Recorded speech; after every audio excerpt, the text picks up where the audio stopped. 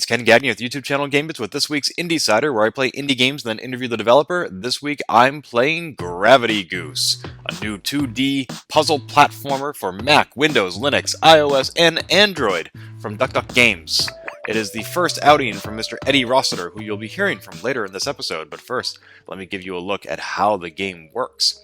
I'm playing it here on my MacBook Pro using a PlayStation 4 controller. Now, this game does have a story about a goose who learned to control gravity. What is that story? Well, it's not available yet. He's working on it, though. Maybe that's one of the reasons why the game is free. But the gameplay is there, and it's pretty solid, so let's check it out. View the controls. I'll give you a quick gander at how that looks. So that's roughly how you do it. Explode, read signs. Explode is how you die. If you want to start the level over, you have infinite lives, so don't worry about that. Anyway, continue. Alright, here I go. Seymour the rat has some ideas about what to do. Thanks, Seymour. Let's just go ahead into level 1. And here we are. So the soundtrack is very Mega Man-ish. And let's see, jump. There we go. And he cutefully quacks every time you jump. Now, this is where you get your first look at the game's main mechanic. You can't make that jump, right? So I use the right stick on my PS4, and see that slider on the right side of the screen? I can move it up, I can move it down. And that is how strong the gravity is. If I put it all the way down here, look at how high I can jump. Not very. If I put it all the way up, though, I can jump higher and I float longer. Still not high enough to get over there, though, but if I get a running jump here, I can make it. Hey! I couldn't have done that before. Now, why not just keep your gravity weak all the time, so like Luigi from Mario Bros. 2, you can always jump high? Well, here's why. Because you'll hit that spike. Maybe not that one, but this one right here. It's hard to get just the right amount of jump to not hit the spike. So I'm going to lower it to right about there. Maybe a little bit higher. There we go. And now I can make the jump. Oh, and still get hit. But if I was better at this game, that wouldn't have happened. See? There we go. And that's a checkpoint right there. Let's keep going. Now I want to lower it a bit so I don't hit my head. And yay, you can also use these gravity controls to make some really interesting speed runs. Whoa! This is where I duck. How do I duck? No pun intended. Whoops, wrong button. Continue. There we go. S. Let's see. Oh yeah, you can also move the screen around so you can see what's going on elsewhere. Let's duck. Perfect. Thank you. Whoa! I guess you can also zoom out. I didn't know that. That was the L3 button right there. Ow! Quit it! Quit it! Oh, my gravity is too low. That's what it was. Yoink. Alright. Oh no, no, no, no, no! Aw, man. Forgot to jump. Well, the arrows helpfully point me to go back this way. So there are 4 levels in the game so far, and there are additional mechanics with each level. For example, in future levels, you can actually rotate the entire screen 90 degrees. That's just one of the many ways in which you learn to control gravity. I'll show you some other ways in this level that gravity manifests itself. Don't quite know what these little red pellets are, actually. I meant to ask Eddie that during the interview, and I forgot. But you can push blocks. Ow, you think that would, like, break your neck or something. And there's the whole zooming functionality that you already saw me perform. Whoa, whoa, okay, there we go. Lower the gravity. There we go. And I can actually lower the gravity here to fall faster. Again, speedruns. So I just tap that and it switches. Ow, spike. And there are some gates that only open to certain gravity settings. Like this one. Had to lower the gravity all the way to get past that one. Let's see, what else is up here? Oh no, oh, almost got stuck in that little corner. Another switch, is that a switch? No, I don't know what that was. It wasn't an extra life, because you have infinite lives. Now this is fun, you have to continuously manipulate gravity to open the gates as you approach them. Oh no! No! No! My goose exploded. But you do get the gist of it, so I will now bring on Mr. Eddie Rossiter of DuckDuck Games to talk about this game's development how he is approaching the gravity mechanic to make it unique, the game's future on Kickstarter, perhaps, and much, much more. You can find this episode in audio-only format if you like at IndieSider.net/41, because it is episode number 41 for April 6th, 2016. And you can also find me on Twitter at Gamebits if you wish to suggest future titles to be reviewed on this series. So thanks so much for watching. Today I'm chatting with the everything behind Gravity Goose, that being Mr. Eddie Rossiter of Duck Duck Games. Hello, Eddie. Hi, Ken. Thanks for having me. Thank you for being had. It's a pleasure to chat with you. Gravity Goose is a fun, unique, and colorful game, and I have to start off by asking, why a goose? I'd love to say there's some deeper meaning there, and goose is my favorite animal, anything like that, but I think it was just the alliteration. I think it was the first thing that popped into my head. It ended up working out great, though. I ended up writing, I think I have 17 minutes of story, all timed out, storyboarded, based around the goose lost its wings, and now it needs to control gravity. I'm not going to get into more detail because eventually I will be making that game, but it ended up giving me a lot to work on, so I'm pretty happy that I went with it.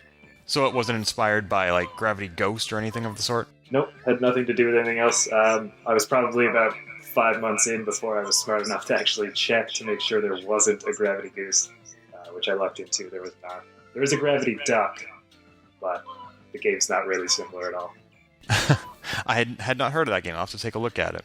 So the main gameplay mechanic of this game is the gravity manipulation, which is an uncommon theme, but not necessarily an unprecedented one either. I'm wondering what other games inspired you to use that mechanic and how your game is different from those. When I started making Gravity Goose, I'd never actually played a gravity game before. I think I maybe played, a minute or two on like Newgrounds back in the day.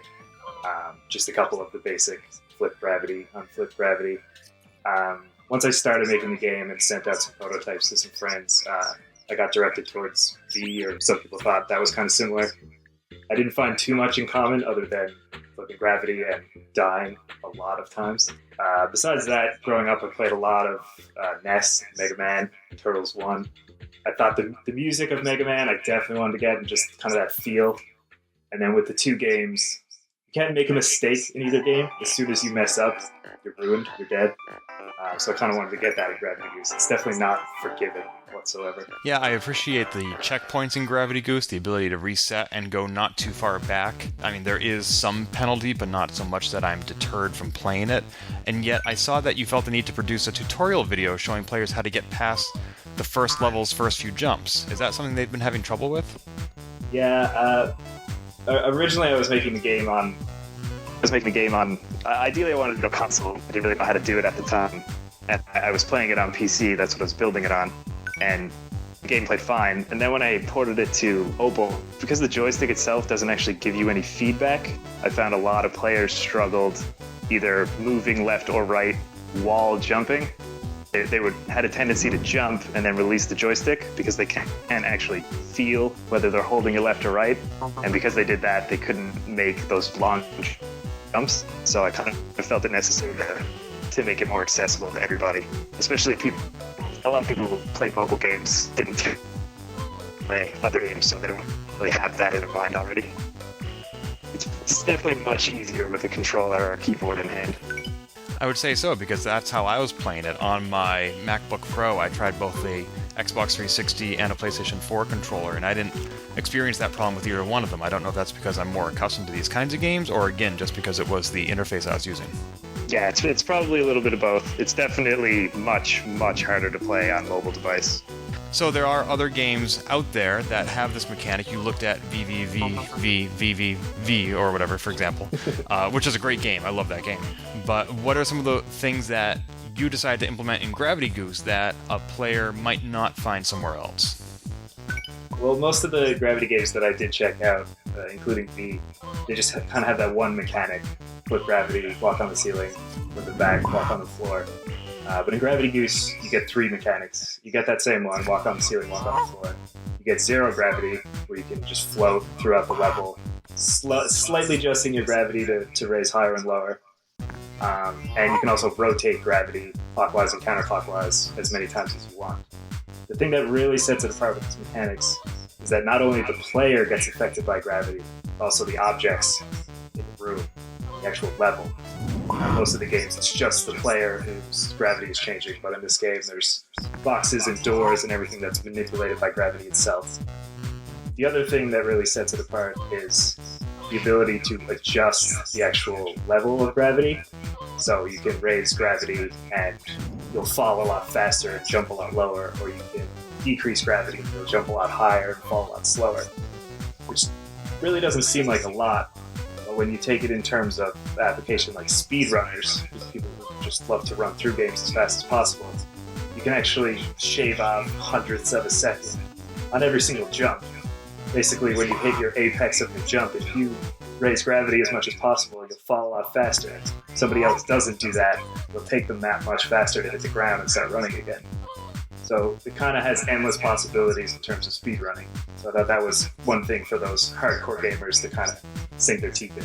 That's really interesting. I'm not a speedrunner, so I hadn't considered that aspect of it. But I did notice the gravity manipulation, the way it plays out in this game in particular, was unique. And when I first encountered it, I'm like, why would you not just put the gravity on the highest setting, as in the least amount of gravity all the time? Because that's, for example, way back in Super Mario Bros. 2, is a strength of Luigi and the princess, which is that they can jump farther, they can jump higher, they can stay in the air longer, they can hover.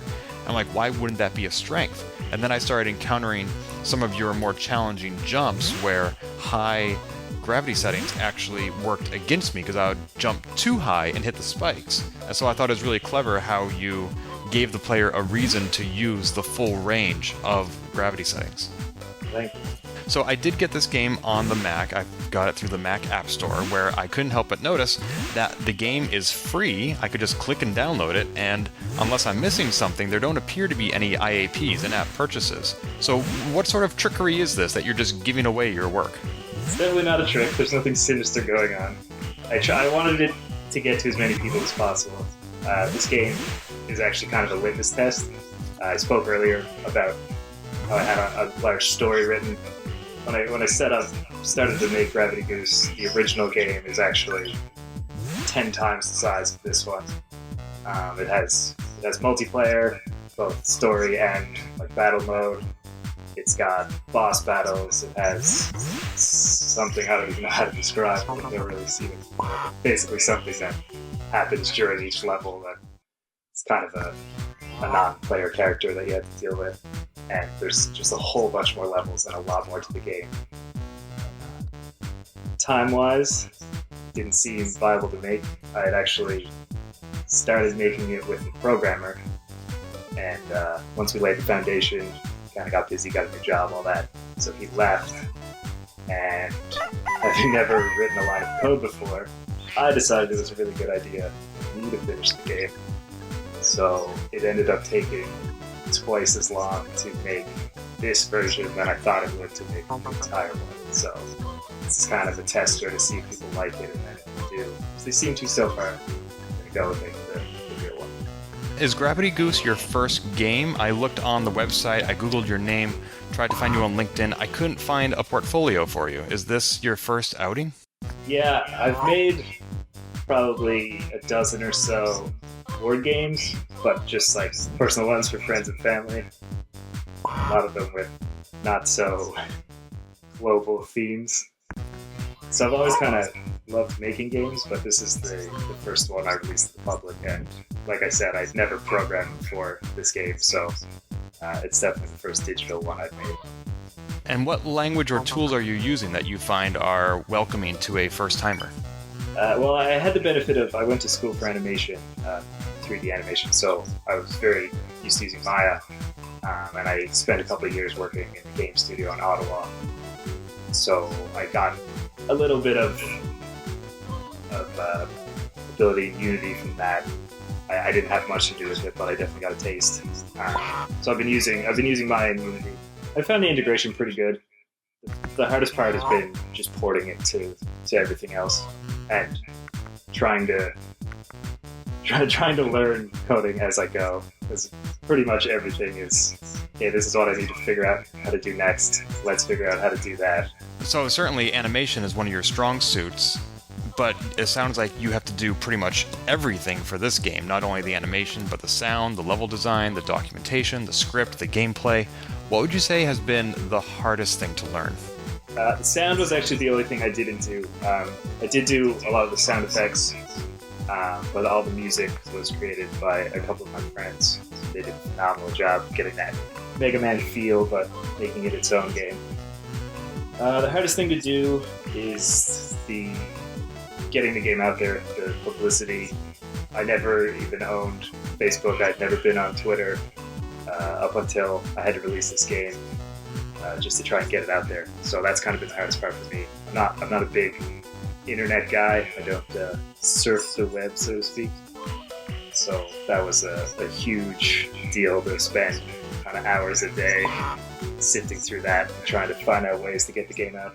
So that's really interesting that the marketing is one of the most challenging aspects. I had another guest on this show. He created the game Plang Man, and he's never done social media, and he still hasn't. So he's not even doing that to promote his game. I'm curious. I need to think more about what people are willing to put out there to get their game recognized. I think it's great that you reached out to me to be on IndieSider. I get so many press releases, and one of the things that makes any contact from an indie developer stand out is when they specifically mention IndieSider. It means that they're not just sending me the same email they sent 1,000 other people. So I would say that you seem to be a quick learner. Well, thanks. Yeah, no, I stumbled on IndieSider while I was doing that process, searching for places to send it. And I started to listen to all the pods, and I thought they were great, so I figured I'd get in touch with you. Oh, well, thank you. So you mentioned another challenge you've had is just getting the game out to so many different platforms. Gravity Goose, as far as I can tell, came out on iOS and Android on February 19th, for the Mac on March 27th, and on itch.io for Windows and Linux and Mac on March 29th, which was just 3 days ago. We're recording this on April Fool's Day. What would you say is your strategy for choosing release platforms and schedules? It seems to be staggered so far. Yeah, I had originally built the game on PC, and so Steam was my first thought. I put the game up on Steam Greenlight, and didn't get a lot of love. I mean, people seem to like it, but you just have to get people to find it. All it takes is getting lucky, getting that one person who knows somebody, and then getting it out. But it's still sitting there on Steam Greenlight, actually. So once that kind of stalled a little, I decided to port it to mobile. I always kind of wanted to get it on mobile. I thought it could make an interesting, if not incredibly challenging mobile game. But like I said, it took a while. I'd never programmed before, so I had to learn all the new touch functionality like that. And then once I did that, I wanted to give people the chance to play it more comfortably with a controller or keyboard and mouse, because like I said, it's much simpler that way. So itch.io seemed like a great choice. It's only been there for a few days, but so far it's gotten some pretty good love. So hopefully that'll continue. Are there additional platforms you want to bring Gravity Goose to? I've been trying to get it to the Windows Store, but there's a few technical issues that I'm working around there, so that shouldn't be too much longer, theoretically. So fingers crossed. Other than that, I don't think. Maybe if Steam Greenlight ever works out, then it'll be on there too. But other than that, I think I've got pretty much everything covered. The version I'm playing is on the Mac App Store, and even though it came out less than a week ago officially, it's version 2.4 already. So it seems like Gravity Goose is going through a rapid release schedule. For example, when I start the game up, it says there's a story coming, and you just mentioned that you have several pages of script for your Goose protagonist. So that seems like something that is still in the works. So what made you consider version 1.0 to be version 1.0? And where is the game going from here?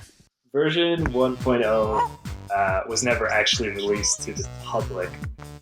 I had released one and sent it out to a lot of friends and family and my old classmates at animation school and all of that. But frankly, the game wasn't great at that point. My lack of programming knowledge at the time made for a lot of issues. The hardest being you couldn't jump if you were touching a wall. So just by trying to jump, as the second you would touch a wall, you would immediately stop in midair, fall down. So it was absolutely impossible to play. The main reason there's so many updates and this version seems so high is because I don't really know what I'm doing. So the process to just get it onto the Mac Store and the App Store, that took a dozen tries, and every time you do it, you have to make a new release version. So I just had to keep upping the number. So pretty much it's just my fault more than anything. So what more is there to be done? It looks like the game has 4 levels so far. Are there going to be more? I think this version is going to basically sit tight as it is, and I'm going to release a whole new game to the full version will have 16 to 22 levels, 5 boss fights, like I said, multiplayer, all that stuff. So I'm just going to release a whole new game whenever that may be. And will that still be Gravity Goose? Yeah, I'll have to give it a new title, probably Gravity Goose 2 or Gravity Goose : something. But it will still definitely be Gravity Goose starring Carrie Goose.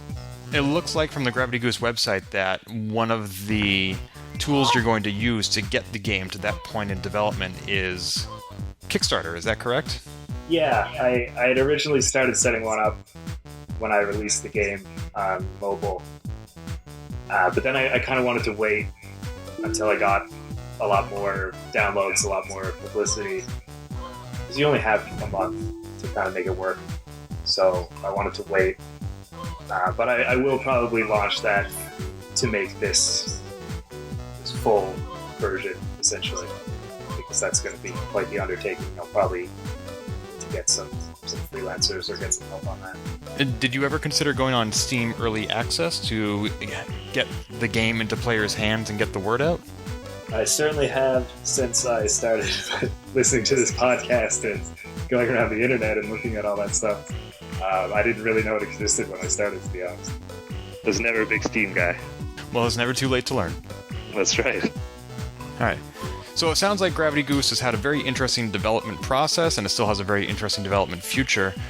I'm curious, with one last question, about the environment in which all that development has occurred. Most of the developers I speak with on this podcast, they tend to exist in metropolitan areas, like when I interviewed the Flame of the Flood animator, Gwen Frey. She lives right here in Boston. She's from San Francisco, I think, or at least that's where she was headed for GDC. Or I speak to people who work in co-working spaces. For example, I interviewed 2 different developers from Poland who happen to be sitting 10 feet from each other, working on completely different games, but just in the same shared space.